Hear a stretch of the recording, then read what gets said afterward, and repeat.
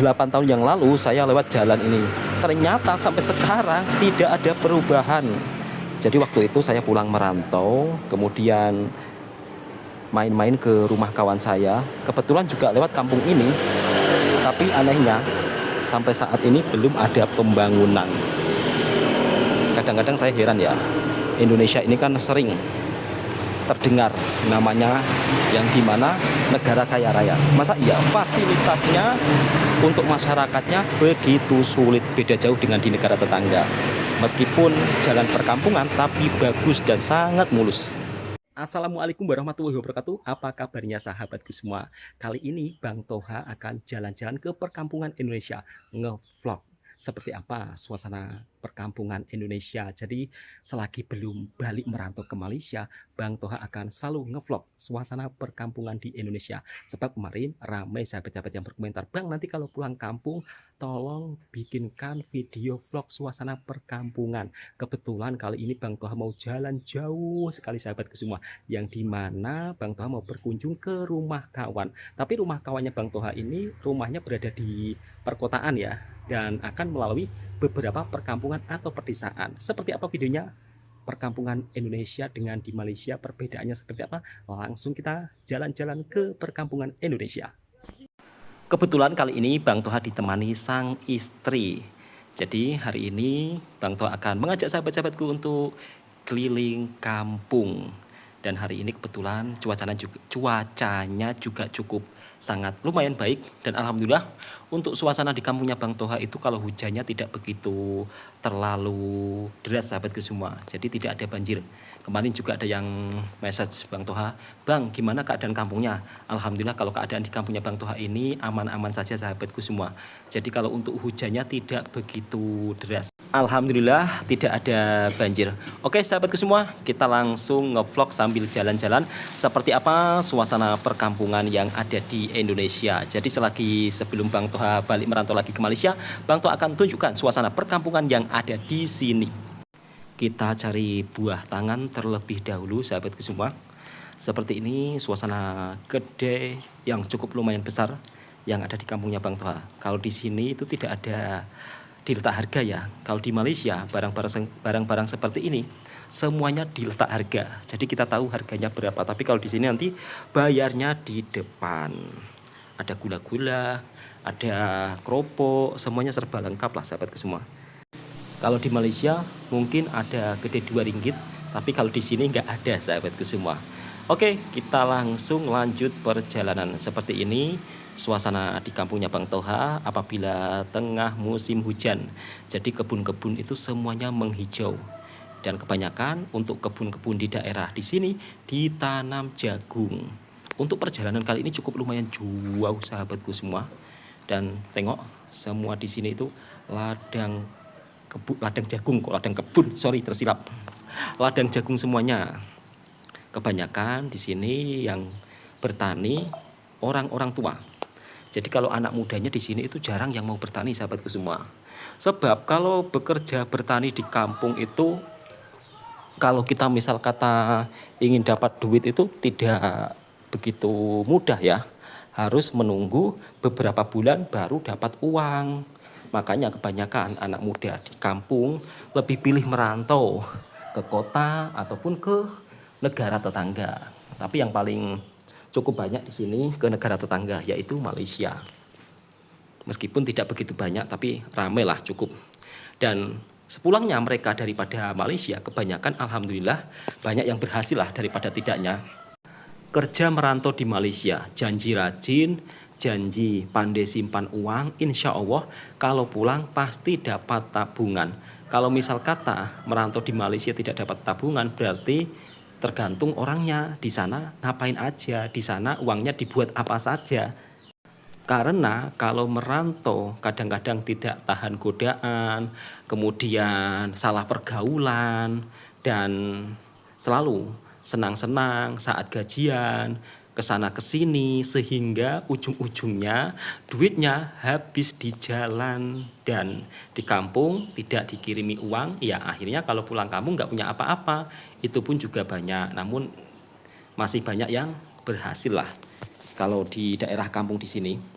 Rata-rata mereka sepulang merantau biasanya akan beli tanah ataupun bangun rumah. Contohnya seperti saya. Selama belasan tahun di Malaysia, alhamdulillah bisa punya rumah. Di sini tengah musim tanam padi, sahabatku semua. Untuk pertanian di sini masih tradisional. Jadi masih menggunakan cara manual. Kalau di Malaysia kan tanam padinya kan menggunakan mesin ya kebanyakan, tapi kalau di sini masih bercocok tanam. Biasanya yang bercocok tanam itu makcik-makcik. Dan seperti ini suasana di perkampungan Indonesia. Suasananya memang beda dengan di Malaysia. Yang dimana kalau di Malaysia kan di jalan raya seperti ini kan banyak mobil lalu lalang ya. Tapi kalau di sini mobil bisa dihitung. Dan itu ada mobil sahabatku semua. Kalau di kampung punya mobil seperti ini, wah sudah orang kaya ini. Udah termasuk mobil paling bagus. Tapi kalau di Malaysia, misal kata ada mobil seperti itu hal biasa. Bahkan di kampung-kampung saja, di Malaysia itu banyak yang punya mobil helak ya. Tapi kalau di Indonesia, di kampung seperti ini nggak ada yang punya, sebab harganya terlampau mahal. Kalaupun punya, biasanya mereka seorang pengusaha tambang. Tapi kalau yang bukan pengusaha, macam Bang Toha seperti ini, nak beli memang sulit sahabatku semua. Apalagi kalau hanya kerja di rumah, yang dimana kerja di kampung itu hanya cukup-cukup untuk makan lah. Dan seperti ini area persawahan yang ada di Indonesia. Jadi memang sekarang pertanian itu kebanyakan ya orang-orang tua.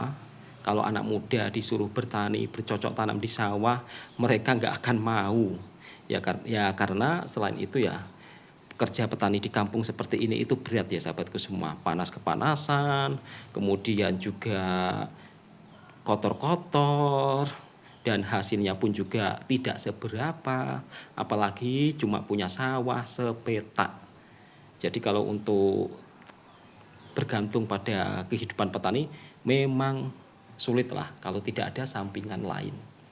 Ramai sahabat-sahabat yang bertanya, Bang, kapan balik merantau lagi? Ringgitnya tengah menyala.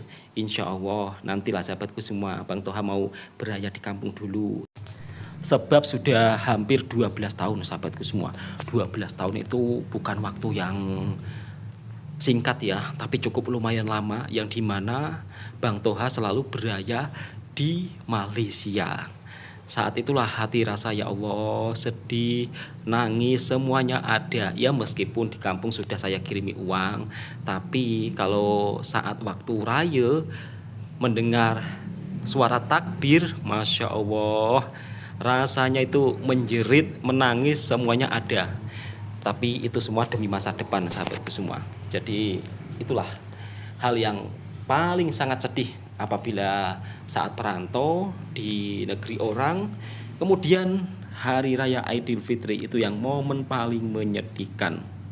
Tapi alhamdulillah selama saya merantau di sana saat hari raya Idul Fitri juga serasa seperti di kampung sendiri, yang dimana saya punya teman-teman daripada Malaysia begitu sangat baik. Kadang saya diajak ke kampung halamannya untuk makan rendang, kemudian makan ketupat. Jadi kalau raya di Malaysia itu memang vibe-nya beda dengan di kampung saya sahabatku semua. Yang dimana kalau kita beraya di Malaysia, setiap rumah pasti akan menyajikan makanan. Nah di situ kita juga disuruh makan. Misal kata kita berkunjung 10 orang, ya akan makan 10 kali meskipun sedikit-sedikit. Dan akhirnya Bang Toha juga sudah sampai di perkampungan sebelah. Seperti ini suasana jalan kampungnya. Jadi jalan kampung di sini memang tidak merata, perlu waspada, perlu berhati-hati. Masya Allah pemandangannya begitu sangat cantik saat musim tanam seperti ini. Jadi di sawah-sawah begitu sangat menghijau. Tapi sayangnya untuk akses jalannya di sini memang agak kurang bagus, yang dimana memang perlu berhati-hati. Seperti ini sahabatku semua, kalau saat musim penghujan, jadi area sawah semuanya ditanami padi. Kalau untuk harga berasnya di kampung berapa Bang? Harga beras di kampung yang Bang Toha dengan di Malaysia harganya sama, tidak ada bedanya. Jadi di sini untuk harga berasnya sekitar 1 kilo Rp16.000, yang bagus ya. Seperti beras apple itu loh. Jadi kalau di sini Rp16.000 itu dapat beras macam beras apple kalau di Malaysia. Dan di sini ternyata jalannya tidak ada perubahan sama sekali.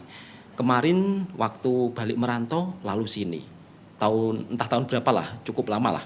Sekarang Bang Toha kembali lagi, ternyata sama saja jalan kampung di sini tidak begitu merata, banyak lubang. Padahal kalau dipikir-pikir, pajak kendaraan di Indonesia merupakan salah satu yang paling termahal di Asia Tenggara. Tapi ya seperti inilah kita dapatkan kadang-kadang jalan kampung seperti ini kurang perhatian. Ini bukan tentang menjelek-jelekkan jalan kampung yang ada di Indonesia ya, sebab tidak semuanya jalan kampung di Indonesia itu jelek. Namun di sisi lain masih ada di tahun 2025 yang dimana Masya Allah sudah cukup lama nggak dibangun, entah berapa puluh tahun jalan ini tidak ada pembaruan. Kalau saya di negara tetangga, ini pengalaman saya ya, ini bukan membanding-bandingkan, tapi ini cerita yang kita ambil sisi positifnya lah. Di negara tetangga, jalan-jalan kampungnya itu sangat bagus loh sahabatku semua. Tidak ada jalan lubang seperti ini. Dan misal kata ada jalan yang rusak, kita itu bisa mengadu karena dikasih nomor aduan. Dan setelah kita adukan, beberapa hari biasanya akan diperbaiki. Jadi sangat cepat lah. Di negara tetangga semuanya itu ada nomor aduannya. Misal kata lampu rambu lalu lintas mati atau lampu traffic light tak nyala. Di sana itu juga ada nomor aduannya.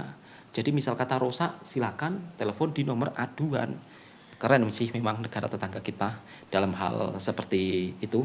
Mungkin kita juga bisa mencontohinya lah, agar jalan-jalan seperti ini dapat perhatian lah dari pusatnya. Masya Allah, di tahun 2025 loh masih ada jalan yang seperti ini, sudah cukup lama tidak diperbarui. Dan seperti ini sahabatku semua, suasana sekolahan yang ada di Indonesia. Padahal kalau dipikir-pikir pajak mahal ya kan, tapi ternyata kadang-kadang fasilitas masyarakatnya tidak begitu diperhatikan. Dan kita bisa lihat ya, ini cukup lama ini tidak diperbarui. Negara yang kaya raya, masa iya sih fasilitas untuk rakyatnya seperti ini?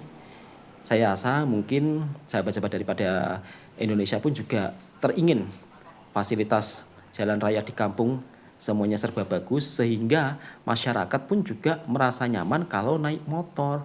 Bayangkan kalau malam-malam kan gelap-gelap, kemudian ada jalan berlubang di tengah, itu kan bisa menimbulkan insiden atau kecelakaan. Yang mudah-mudahan jalan seperti ini segera diperbarui. Karena apa? Fasilitas seperti ini di negara tetangga semuanya itu sudah bagus-bagus sahabatku semua.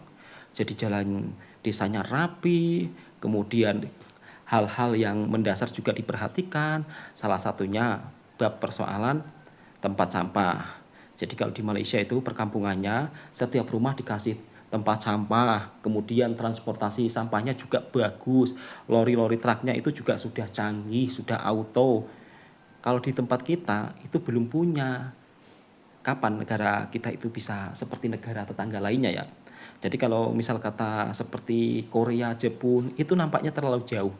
Contohilah negara tetangga yang dekat saja, mungkin seperti Singapura ya kan, ataupun Malaysia. Iya bang, tapi mereka kan negaranya kecil. Nah itu yang sering saya lihat di komentar, jangan bandingkan, Indonesia negaranya luas, beda dengan di Malaysia atau Singapura negaranya kecil. Padahal tujuan saya itu bukan menjelek-jelekkan ya, tapi saya berharap suatu saat nanti jalan-jalan perkampungan di Indonesia itu benar-benar sangat bagus. Jadi dari sisi kenyamanan, pengendara merasa nyaman tanpa ada rasa takut tiba-tiba tengah motor laju jalan pula di tengahnya berlubang, kan ujung-ujungnya bisa insiden atau kecelakaan. Namun di sisi lain kadang-kadang masih ada orang yang tak paham. Toha ini kalau pulang suka jelek-jelekin negaranya, padahal saya ini cinta Indonesia sahabatku semua. Saya cinta Indonesia yang dimana video-video seperti ini saya berharap viral, kemudian segera ada perbaikan ya. Jadi untuk sahabat-sahabatku, bagikan, share ke teman-teman biar videonya Bang Toha makin viral, dan jalan-jalan yang tidak dapat perhatian seperti ini semoga sampai ke pusat dan pada akhirnya diperbaiki. Kalau di negara tetangga, jalan mulus itu kadang-kadang sampai di depan rumahnya.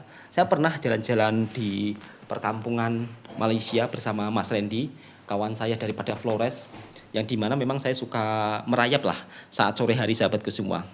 Nah di situ ada laluan jalan yang sangat bagus. Saya kira akan bisa tembus ke perkampungan sebelah. Tahu-taunya apa? Justru jalan yang bagus mulus tersebut tiba-tiba ngam betul di depan rumah orang kampung, yang dimana rumah tersebut cuma satu-satunya rumah dan nggak ada jirannya lagi.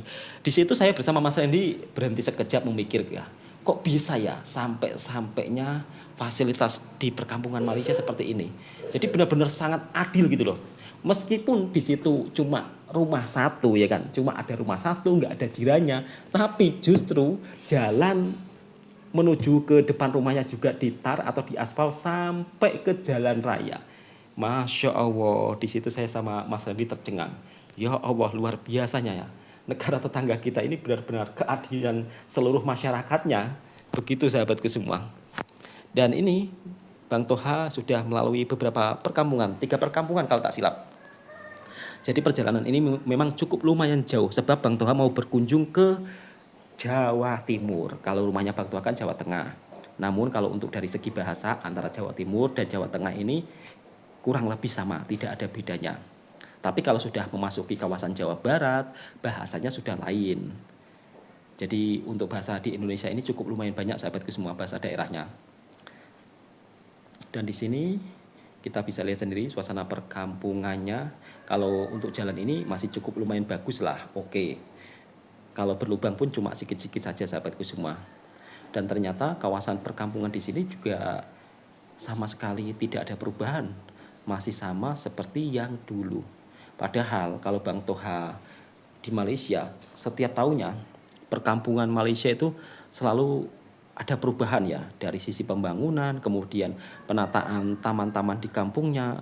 Jadi sangat bagus lah fasilitasnya. Jadi dari tahun ke tahun itu semakin dipercantik, semakin diperbarui. Harapan saya juga seperti itu, suatu saat nanti di Indonesia itu punya program yang dimana jalan kampungnya harus bagus, fasilitas masyarakatnya juga harus nyaman, harus enak. Kalau bisa setiap kampung dikasih taman bermain untuk anak-anak, sehingga kalau sore hari misal kata kita boring, teringin aja anak-anak di taman, kan enak kan? Anak-anak bisa main di taman secara gratis dari rakyat untuk rakyat. Itulah yang saya lihat fasilitas yang ada di negara tetangga. Kalau di sini nggak ada sahabatku semua. Kemarin ada juga yang bertanya, Bang, apakah perkampungan di sana di Indonesia ada taman bermain untuk kanak-kanaknya? Nggak ada. Kalau di Malaysia kan setiap kampungan ada tamannya, dan itu gratis pula, nggak perlu bayar. Jadi memang hal-hal seperti di negara tetangga kalau bisa kita contohi ya, jadi enak. Bukan membandingkan atau menjelek-jelekkan, tetapi kita ambil ke poin sisi positifnya sahabatku semua. Kalau untuk jalan yang dekat area perkotaannya seperti ini sudah mulai bagus lah. Tapi kalau sudah masuk ke daerah pedalamannya, kadang-kadang jalannya itu bikin geleng-geleng kepala. Tapi kalau ini masih lumayan sahabatku semua. Kalau untuk lubangnya tidak begitu banyak, ada, tapi enggak banyak seperti di kampung sebelah tadi. Dan seperti ini suasana tengah hari kalau di perkampungan Indonesia. Untuk area sawah-sawah di sini belum ada airnya ya. Biasanya kalau sudah ada airnya maka akan ditanami padi. Jadi di sini untuk pertaniannya masih manual. Kalau di negara tetangga sahabatku semua, pertaniannya itu sebagian menggunakan teknologi AI. Jadi sistemnya itu semua serba auto, enak jadinya. Tinggal disetting, kemudian nanti misal kata mau siram-siram, akan menyiram sendiri, akan mati sendiri. Kalau memupuk pun sama atau membaca. Jadi fasilitas teknologinya ini sudah mulai digunakan di pertanian-pertanian lah. Di Indonesia juga ada, tapi nggak semuanya merata. Bahkan untuk saluran airnya saja di Malaysia itu juga terbilang sangat bagus sahabatku semua. Yang dimana meskipun jauh dimanapun, tapi misal kata Di situ ada kebun. Kalau untuk persoalan air itu mudah, tidak begitu sulit. Nah, kemarin Bang Toha juga melihat beberapa video yang dimana cukup lumayan viral. Katanya di Malaysia tengah kekeringan, krisis beras. Itu bohong sahabatku semua. Yang dimana saat ini di Malaysia juga musim penghujan. Kadang-kadang saya juga heran ya. Segelintir YouTuber Indonesia kalau membuat berita itu tidak dicari informasi terlebih dahulu, kadang-kadang langsung main cerita seolah-olah di Malaysia kekeringan, seolah-olah di Malaysia nggak ada beras, anak mudanya malas bertani. Padahal kalau dipikir-pikir di Indonesia pun anak mudanya juga malas bertani. Jadi kadang-kadang saya heran kenapa sih suka mengata-ngatain negara tetangga yang kadang-kadang tidak sesuai fakta, kemudian gemar sangat lah, gemar sangat intinya sibuk mencampuri urusan negara tetangga. Padahal Malaysia merupakan salah satu negara tetangga yang dimana di sana banyak orang Indonesia yang bekerja merantau. Dari hasil merantau mereka punya rumah, dari hasil merantau yang dulunya tidak punya apa-apa, kemudian ekonomi di kampungnya sekarang jadi baik-baik. Kok bisa-bisanya ada yang bercerita membuat video di YouTube Malaysia kekeringan panjang, krisis berat, darurat pangan. Di Malaysia itu tidak ada darurat pangan sahabatku semua. Bahkan saya sendiri ketika merantau di Malaysia yang dimana sebelum berangkat ke Malaysia saya itu memang jarang makan ayam ya. Kalau saya berkata seperti ini ramai yang tidak terima. Masa iya hidupmu kok miskin sekali sampai-sampai ayam pun jarang makan, sampai-sampai daging pun jarang makan, pasti kamu bohong demi mendapat simpati orang Malaysia. Seolah-olah hidup kamu di Indonesia miskin, tidak mampu beli daging, tidak mampu beli ayam. Padahal faktanya memang seperti itu sahabatku semua. Yang dimana kalau saya makan daging, makan ayam dulu sebelum merantau ke Malaysia itu hanya saat acara kenduri. Kalau ada acara kenduri baru bisa makan daging ayam, baru bisa makan daging sapi atau daging lembu. Itu pun ramai yang tidak terima. Kalau mereka ramai tidak terima, kemudian Bang Toha dihantar ayam nggak apa-apa. Sudah ramai tidak terima, komentarnya toksik, hantar ayam pun juga tidak. Ya seperti itulah kadang-kadang netizen ini. Tapi faktanya sahabatku semua, kalau Bang Toha di Malaysia sampai-sampai bosan makan daging ayam, bosan makan daging lembu. Kalau di kampung, misal kata mau beli daging, itu pikir-pikir. Dan di sini ada rumah orang kampung yang sangat bagus sahabatku semua. Di Indonesia itu yang kaya-kaya, yang miskin-miskin sangat. Jadi itu kayak ketimpangannya itu jauh sahabatku semua. Beda dengan di Malaysia yang dimana rata-rata rumahnya standar. Kemudian keretanya juga banyak. Kalau di sini nggak ada yang punya kereta sahabatku semua. Ataupun mobil ya. Kebanyakan di sini motor. Oke, kembali lagi cerita tentang bab pasal soal daging dan ayam. Kenapa ketika di kampung halaman jarang makan daging, jarang makan ayam, giliran ke Malaysia justru sampai dibuat bosan makan daging, makan ayam. Ya karena di sini harga daging mahal, harga ayam mahal. Jadi ya kebanyakan ya lebih pilih masak sendiri. Itu pun masak sendiri kalau kita lauk dengan tempe juga cukup murah. Ataupun lauk ikan. Karena penghasilan di kampung itu juga serba pas-pasan. Untuk membeli daging 1 kilo saja tidak cukup ya sahabatku semua. Tolong jangan dihujat kalau saya bercerita tentang saya jarang makan ayam, jarang makan daging. Setelah merantau di Malaysia sampai bosan-bosan makan ayam, makan daging. Ya sebab di sana olahan ayam, olahan daging itu olahan makanan biasa lah. Jadi bukan makanan yang mewah. Kalau kita tinggal di kampung, makan daging, makan ayam, itu kan termasuk makanan mewah ya kan, apalagi harganya cukup lumayan mahal. Kalau di Malaysia, Bang Toha misal kata habis gajian, mau makan apa saja Bang Toha beli. Sebab apa? Upah kerja di sana itu cukup lumayan tinggi. Beda dengan di negara kita, sahabatku semua, yang dimana setiap daerah itu berbeda-beda upahnya. Bahkan untuk daerahnya Bang Toha, upahnya itu cuma 2 juta rupiah lebih sedikit. 2 juta rupiah lebih sedikit itu berapa Bang? Ya cuma 500 ringgit. Makanya kadang-kadang sampai lebih rela jualan ya, jualan naik basikal, jualan pentol, keliling itu hal biasa di sini. Jadi di sini 1000 cara cari orang makan. Kok 1000 cara orang cari makan sih? Maksudnya 1000 cara cari makan. Ada yang jualan keliling dengan menggunakan basikal untuk bisa bertahan hidup. Dan pada akhirnya Bang Toha sudah sampai di perkotaan. Nggak terasa ngomel-ngomel, nggak terasa bercakap-cakap, pada akhirnya sampai sudah di perkotaan. Jadi memang temannya Bang Toha ini rumahnya jauh sangat dari pedesaan ke perkotaan. Kalau di kota rata-rata ya transportasi di sini memang kebanyakan lori truk sahabatku semua. Yang dimana lori truk ini biasanya akan menuju ke Bali.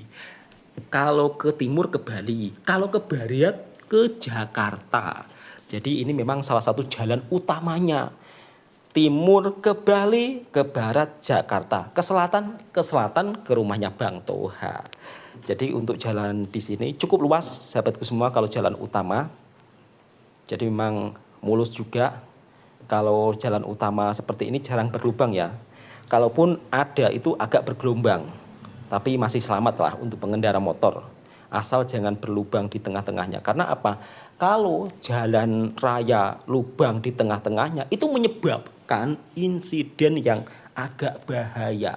Bisa-bisa sang pengendara tidak selamat. Dan pada akhirnya alhamdulillah Bang Toha sudah sampai di rumah kawannya.